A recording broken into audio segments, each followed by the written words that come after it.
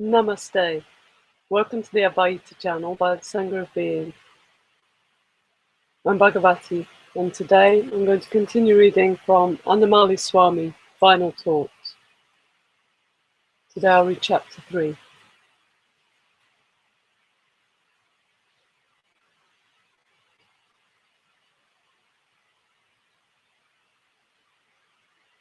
Om Namo Bhagavate, Sri Ramanaya.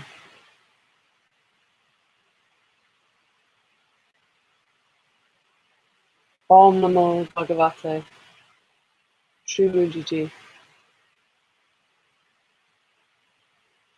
Om Namo Bhagavate, Sri Anantaji.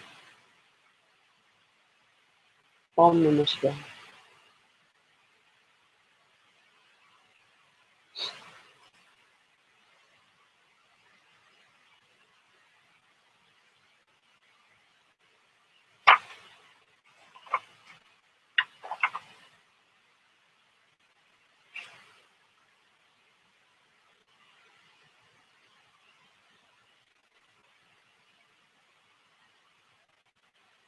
This chapter focuses on something which comes up a lot in satsang, the body.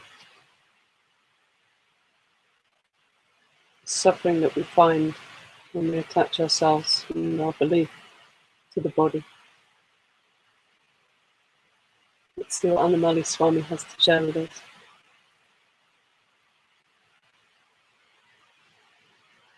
A devotee who came to Annamalai Swami had so much pain in one of his legs, he found it very difficult to sit comfortably on the floor.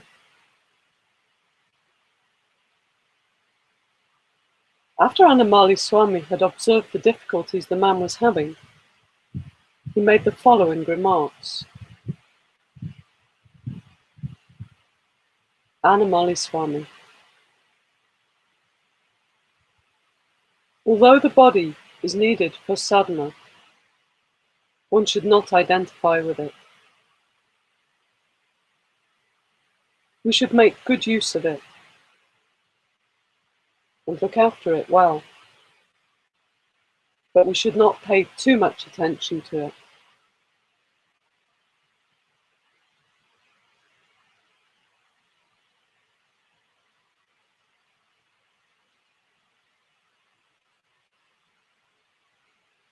There are so many thoughts in the mind.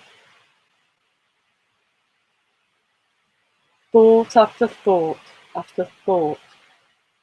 They never stop. But there is one thought that is continuous, although it is mostly subconscious. I am the body. This is the string on which all other thoughts are threaded.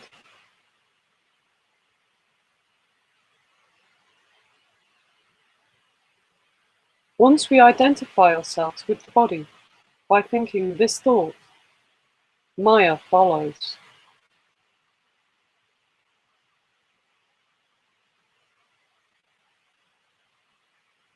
It also follows that if we cease to identify ourselves with the body, Maya will not affect us anymore. Maya is fundamentally non-existent. Bhagavan said that Maya literally means that which is not. It is unreal, because everything that Maya produces is an outgrowth of a wrong idea. It is a consequence of taking something to be true that is not really true.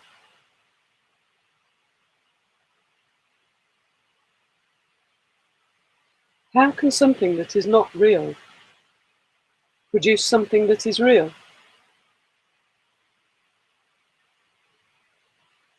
If a barren woman says that she has been beaten by her son, or that she has been injured by the horns of a hare, we would rightly take her to be deluded.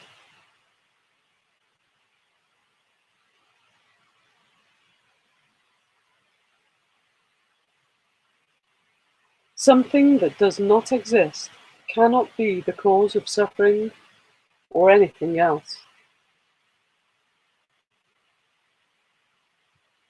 Maya may appear to be real, to have a real existence, but this is a false appearance. The truth is, it is not real. It has no existence at all. How to get rid of this I am the body feeling and of the Maya that is produced by it?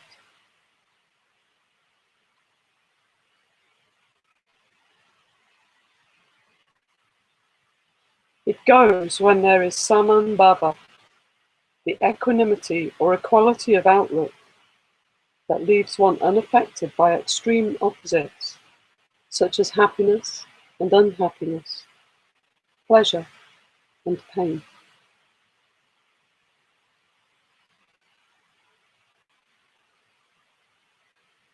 When samambhava is attained, the idea I am the body is no longer present, and Maya is transcended.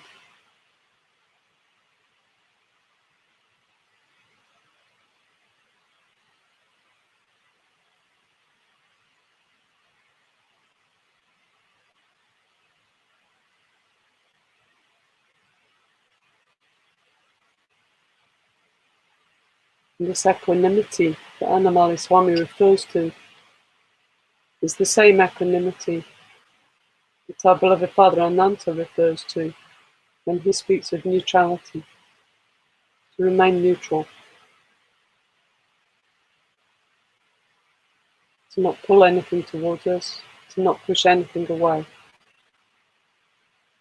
to not desire and to not reject.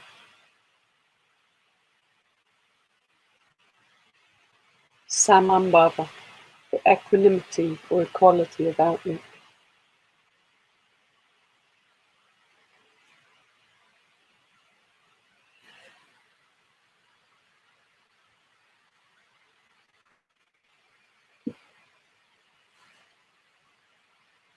Question: is the body regarded as unreal, as not me? What attitude should I have towards the body and all the sensory information it provides me with? Annamalai Swami. By itself, this body is jada, inert and lifeless.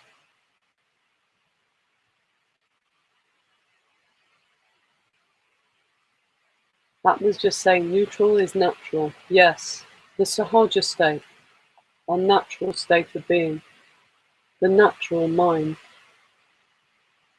when the self is simply at rest. This is our natural sahaja state. It's samambhava, neutrality.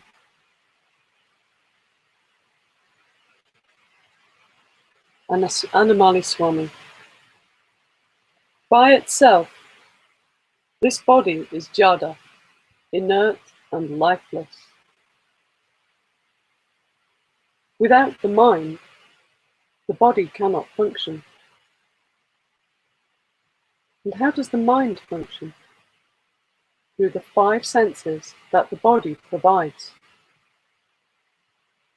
Mind and body are like the tongue and teeth in the mouth.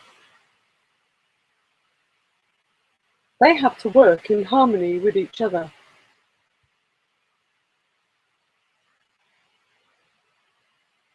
The teeth do not fight the tongue and bite it. Mind and body should combine in the same harmonious way.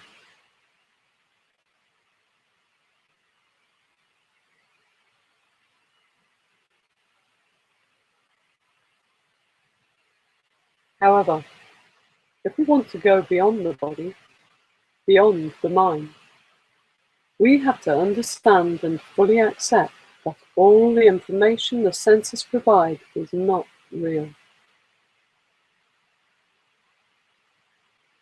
Like the mirage that produces an illusory oasis in the desert, the senses create the impression that there is a real world in front of us that is being perceived by the mind.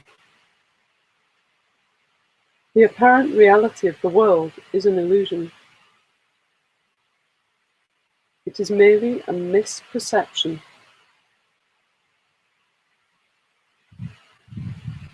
When the mind perceives a snake, where in reality there is only a rope, this is clearly a case of the senses projecting an imaginary image onto a real substratum. This, on a large scale, on a universal scale we could perhaps say, is how the unreal appearance of the world is projected by the mind and the senses onto the underlying reality of the self.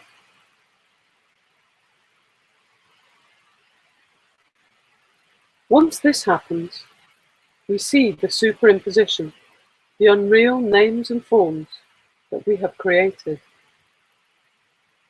and we forget about the substratum, the reality that underlies them. Many examples are given by our teachers and by our spiritual books. If you see a carved wooden elephant, for example, at some point you forget that it is only wood. You see the form of the carving, and your mind gives that form the name elephant. While your mind is registering this name and this form, you are no longer registering the object as a block of wood. It is the same when you see jewellery made out of gold. You see a shape, call it a ring or a necklace, and while you are studying the form, you temporarily forget the substance that it is made from.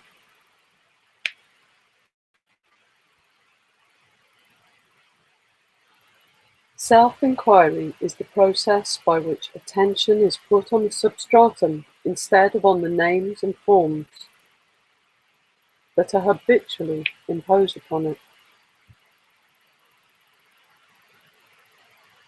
Self is the substratum out of which all things appear to manifest, and the Jnani is the one who is continually aware of the real substratum.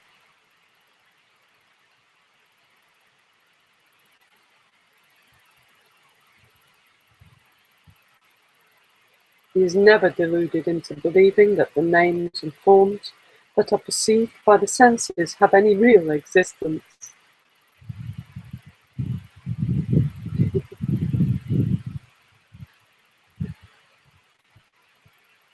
Whatever we see in this room, for example, a picture of Bhagavan over there,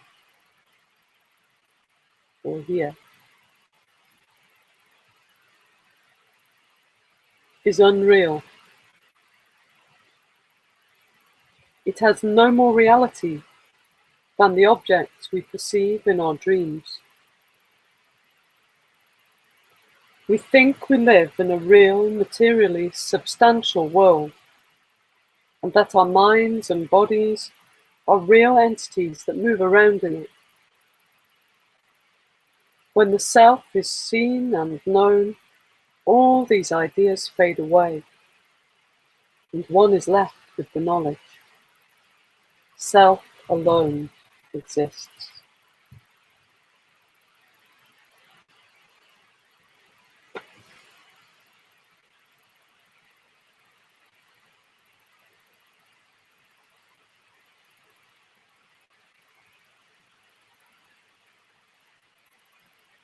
Question.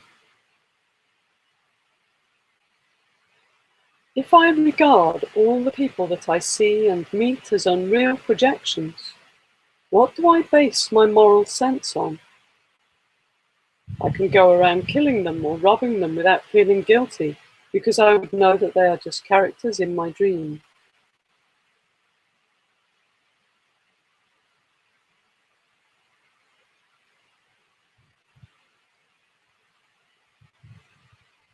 Annamalai Swami. Everything that we perceive is Maya, an unreal dream. But one should not think, since everything is unreal, I can do what I like.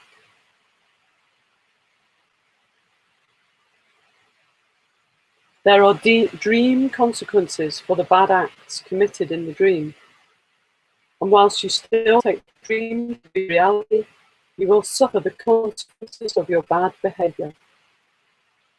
Do no evil and have no hate. Have equanimity towards everything.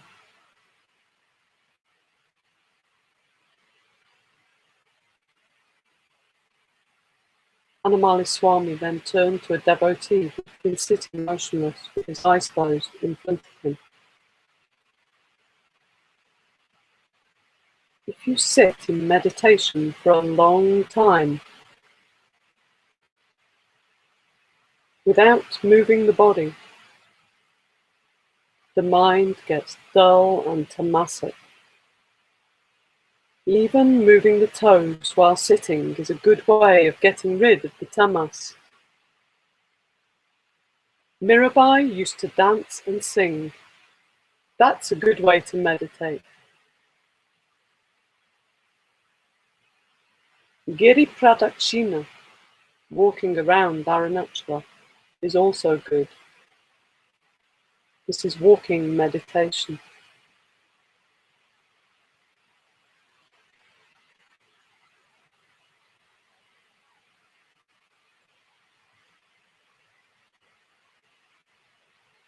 So let us not get stuck in some kind of dull, tamasic, sitting meditation.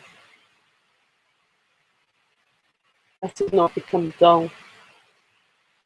When we become undull, then there can be no clarity in dullness.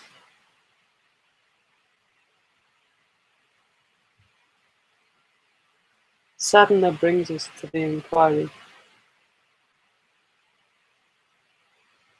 But then the inquiry must become our sadhana.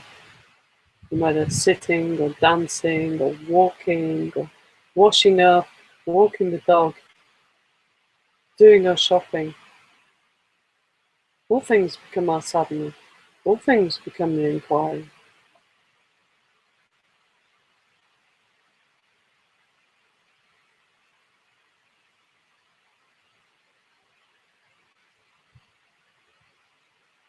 This was a very short chapter. I feel like I might like to read a little more, but the next chapter is quite a long one to go into at this point. So I'm just looking to see if I have anything else.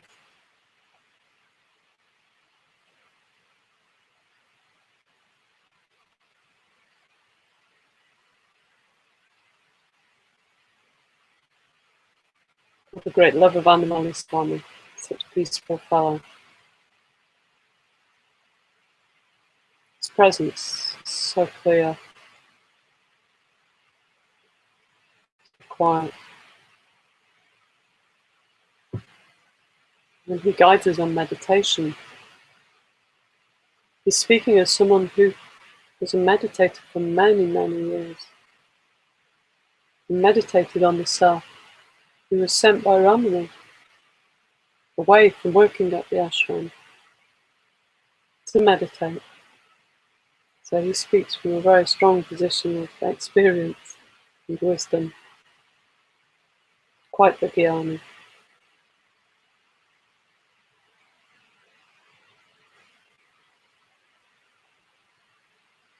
I'm just going to grab another book.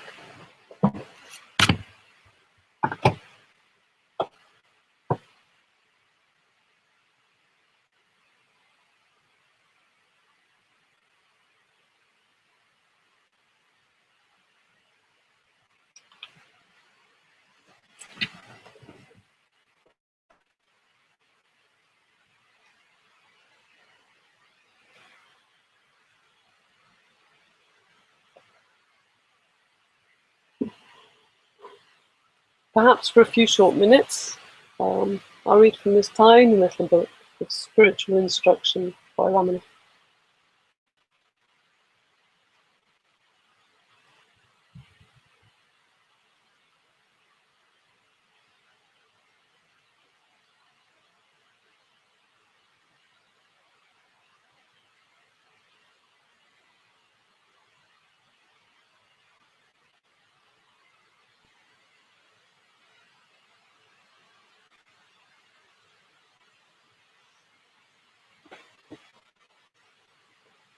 So these the words of Ramana Maharishi, the Guru, the Master, the beloved Annamalai Swami. Chapter 1. Instruction. Question 1. What are the marks of a real teacher? Ramana replies, steady abidance in the self, looking at all with an equal eye, unshakable courage, at all times, in all places and circumstances. So again we see this neutrality, this equality.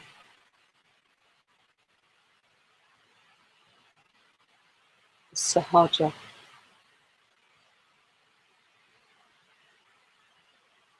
The marks of a real teacher, Sadguru. Questioner. What are the marks of an earnest disciple? Sadsisha. An intense longing for the removal of sorrow and attainment of joy, and an intense aversion for all kinds of mundane pleasure.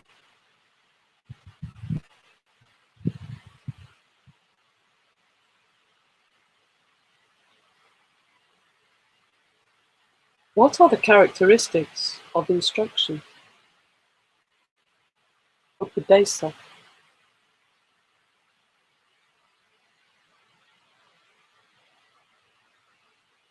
The word Upadesa means near the place or the seat. The Guru, who is the embodiment of that which is indicated by the terms Sat, Chit, and Ananda.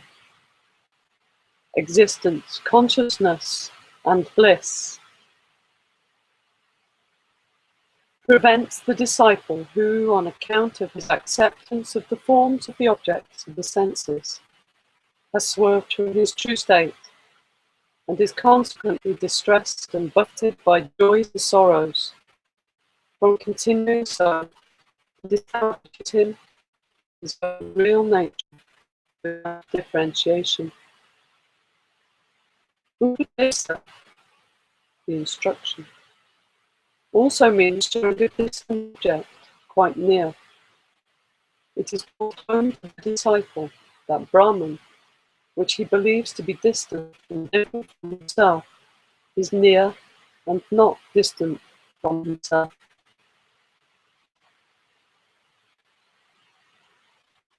On YouTube, Namoḥ Devika, she's recognizing the marks of a real teacher, a true teacher.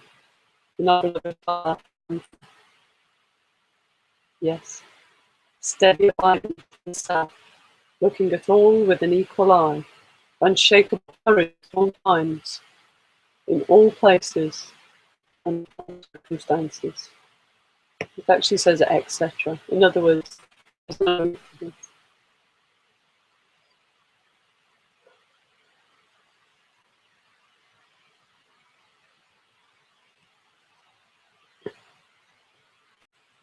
one last part from this little book. Question. If it be true that the Guru is one's own self, Atman, what is the principle underlying the doctrine which says that however the disciple may be, whatever occult powers he may possess, he cannot attain self-realization, Atma-siddhi, without the grace of the Guru?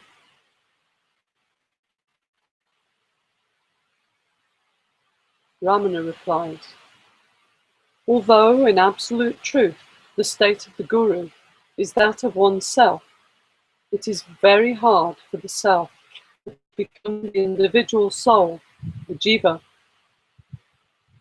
through ignorance, to realize its true state or nature without the grace of the Guru.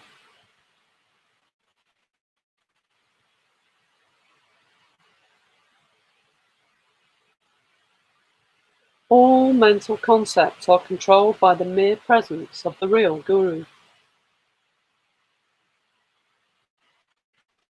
If he were to say to one who arrogantly claims that he has seen the farther shore of the ocean of learning, or one who claimed arrogantly that he can perform deeds which are well nigh impossible, "Yes, you learnt all that is to be learnt, but have you learnt to know yourself? And you who are capable of performing deeds which are almost impossible, have you seen yourself?"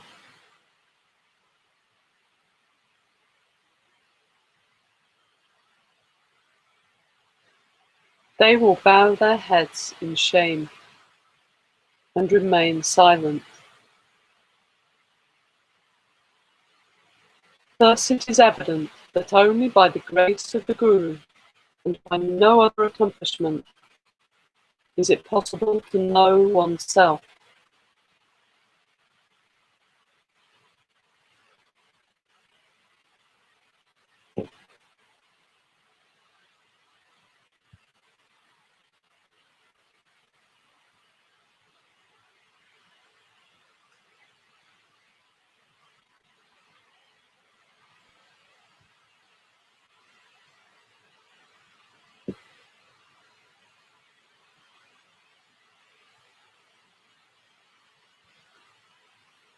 Question: what are the marks of the Guru's grace? Ramana replies, it is beyond words or thought.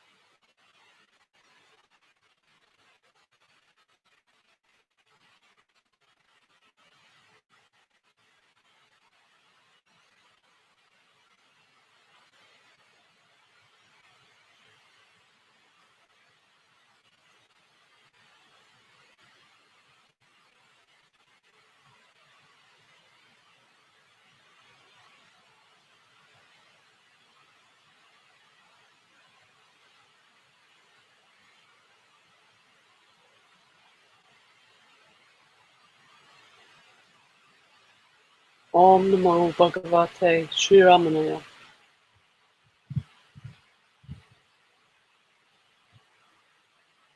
Om Namo Bhagavate Sri Kunjaji.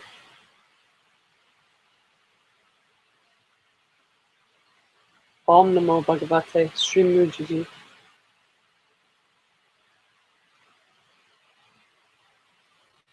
Om Namo Bhagavate Sri Anantaji.